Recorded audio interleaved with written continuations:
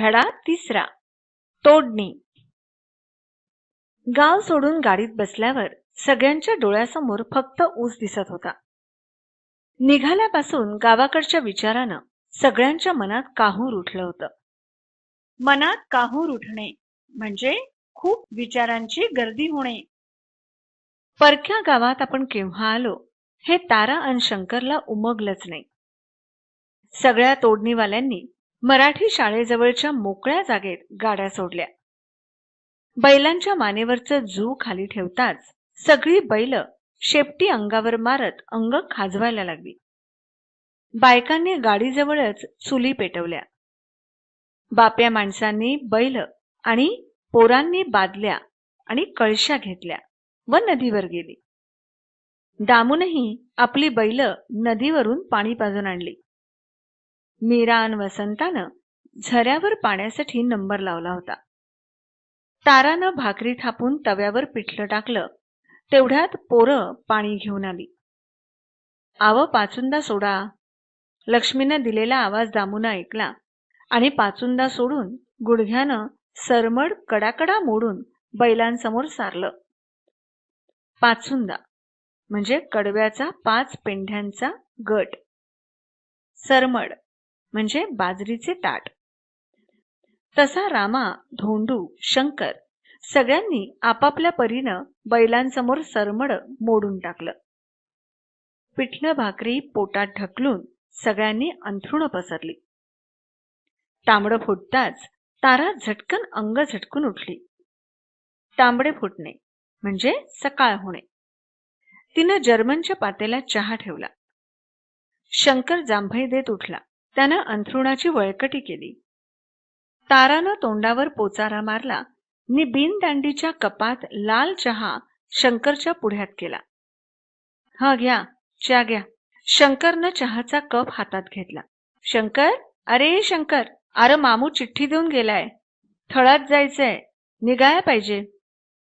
दामूचा आवाज कानावर पडताच हा आलू आलू असं म्हणून शंकरनं घटाघटा चहा पोटात ढकलला. सगळ्यांनी नदीच्या काठावर मोकळ्या रानात सामान उतरवलं अन थळाचा रस्ता धरला. थळाचा म्हणजे शेताचा. शंकर तारानंही आपला कोयता सोबतीला घेऊन मीरा आणि वसंतला बरोबर घेतलं. आज ऊस तोडणीचा पहिला दिवस असला तरी उघड्यावर झोपून थंडीनं अंग काकडून निघतं. म्हणून दुपारी स्थळातून लवकर परतायचं असं सगळ्यांनी ठरवलं होतं. काकडून निघणे म्हणजे थंडीने गारठणे. थळात पाय ठेवताच शंकरनं उसावर घाव घालायला सुरुवात केली. मीरानं मोळ्या बांधल्या. दिवस माथ्यावर केव्हा आला ते समजलंच नाही. हिरवा चारा मिळाल्यानं बैल मस्त जोगली होती. सगळ्यांनी वाढे टाकून शंकूच्या आकाराच्या कोप्या बांधून सामान लावलं. तसं तारानंही सामान लावून चिमणीचा उजेड करताच मीराला वसंताचं पुस्तक गवसलं. कोप्या म्हणजे लहान झोपडी. चिमणी म्हणजे लहान दिवा. वशा तुपलं पुस्तक, वशा तुपलं पुस्तक. मीराचा आरडाओरडा ऐकून वसंतला शाळेची आठवण झाली. अन वसंत कोपी बाहेर बसलेल्या शंकराच्या मागे जाऊन उभा ठाकला. त्यानं शंकरच्या खांद्यावर हात ठेवून विचारलं, दादा, मले साळात कवा धाडणार? थळामध्ये जोशात काम करणाऱ्या वसंतला शंकरनं पाहिलं असल्यानं साळा बिळा काय बी नाही. बस झाली आता तुपली साळा, खाऊन घे आणि झोप. तांबड्यात तोडीला जायचं हाय, जा झोप जा असं म्हणून गप्प केलं. शंकरच्या मागे उभं राहून खांद्यावर हात ठेवून विचारताना उसाच्या पाचटानं साळलेल्या अंगावरच्या खुणा पाहून वसंत हबकून गेला होता. पाचट म्हणजे उसाचा वाळलेला पाला, चिपाड. हबकून जाणे म्हणजे धक्का बसणे. साळणे म्हणजे सोलून निघणे. त्याच्या मनात शिक्षणाविषयीची उलघाल होत होती. शंकरच्या बोलण्यानं वसंत उपाशीच झोपला, तर मीराला फार वाईट वाटलं. उलघाल होणे म्हणजे अस्वस्थ, बेचैन होणे. कोपी बाहेर अंधूक उजेडात तारानं चूल शिलगावून तवा ठेवला. भाकरी थापण्याच्या आवाजानं वसंतला जाग आली. शंकरनं नदीवर जाऊन गुंडभर तर मीरानं कळशीभर पाणी आणलं. शंकरनं थळात जायची तयारी चालवली होती. मीरानं पाट्यावर मिरचीचं वाटण वाटून आईकडे दिलं. "मिरे, अगं आवर लवकर, त्या वशाला उठीव. अरे आवरा लवकर, गाड्या निघाल्या." शंकरच्या आवाजानं तारानं कालवणाला फोडणी दिली. सगळ्यांच्या गाड्या वाटेला लागल्या. शंकरनंही आपली गाडी जुंपली. तारा धुडक्यात कोयता, भाकरीचं पेंडकं अन कालवण घेऊन गाडीत बसली. तशी मीराही परकर सावरत बसली. धुडकं म्हणजे कापड. वसंत कोपी माग खुटून बसला होता. खुटून म्हणजे नाराज होऊन, रुसून. तारानं वसंतपाशी जाऊन समजूत काढून त्याला गाडीत बसवलं अन गाडी फुपाट्याच्या रस्त्यानं वाटेला लागली. शंकर आणि तारा उसावर घाव घालत होते, तर मीरा आणि वसंत त्याच्या मोळ्या बांधून सडकेला आणून टाकत होते. सडकेवर पडलेल्या कागदावर वसंतची नजर खेळली. तसा वसंतनं कागद उचलून हातात धरला, पण कागदावरच्या संस्कृत मधल्या शब्दांचा उलगडा नीट होत नव्हता. रस्त्यावर सापडलेल्या कागदावरचे शब्द वसंतनं आईला वाचायला लावताच, "पोरा, मला तरी कुठं वाचता येतंय? मपली शाळा तर दुसरीच झालीय," असं आई म्हणाली. कागदावरच्या शब्दांचा मीराकडून नीट उलगडा होईल याची वसंतला खात्री होती, कारण मीराचंही शिक्षण कसंबसं 8वी पर्यंत झालं होतं. तो धावत जाऊन तिला म्हणाला, "ताई, मला सडकेवर कागद गवसला. त्यावर काय लिहिलंय बघ, काहीच कळत नाहीये." पोराचं शिक्षण अर्धवट राहायची भीती ताराच्या मनात आल्यानं तिनं शंकरला बोलतं केलं. "पोराचं शिक्षण तोडलं तुम्ही, कामाला हातभार लागतो, पण त्याच्या आयुष्याचं काय?" "अगं बहील समद, आत्ता कुठं गाडी जरासी रुळावर आलीय." घाव घातलेला ऊस ताराकडे देत शंकर बोलला.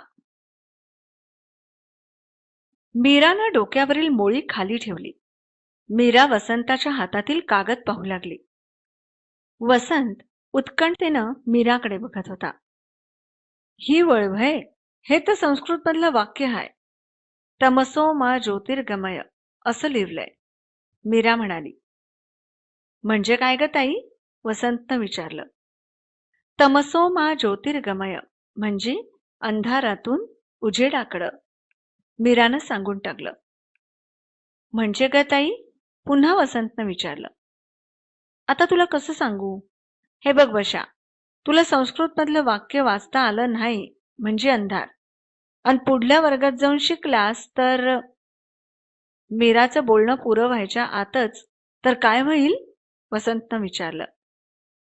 "तर वाचायला येईल म्हणजे उजेड, म्हणजे अंधारातून प्रकाशाकडं," असं म्हणत मीरा माघारी फिरली.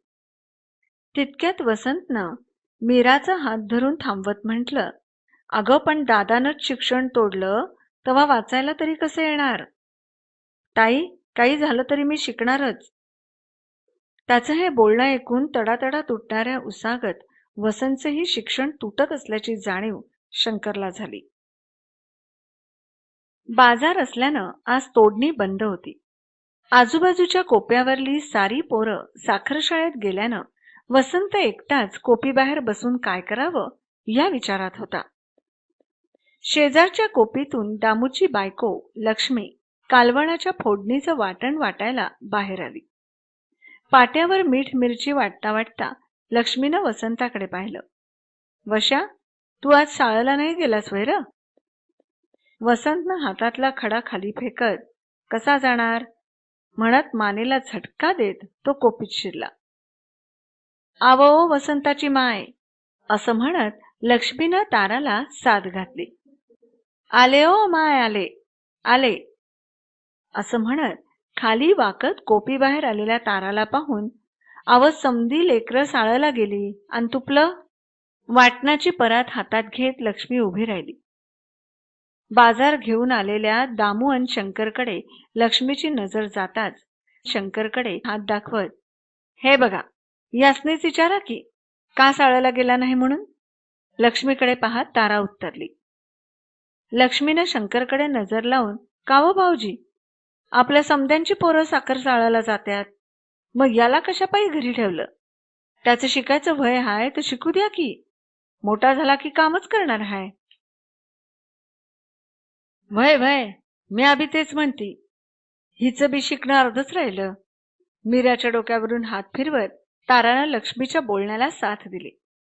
तारानं स्वतःच्या शिक्षणाची आबाळ झाल्याचं म्हणत मीराच्या शिक्षणाची स्तुती केली आणि शंकरला म्हणाली, आव ही लक्ष्मी माय काय म्हणतीया ते तर बघा. आबाळ होणे म्हणजे हेळसांड होणे. वशाला साळला घाला म्हणतीया.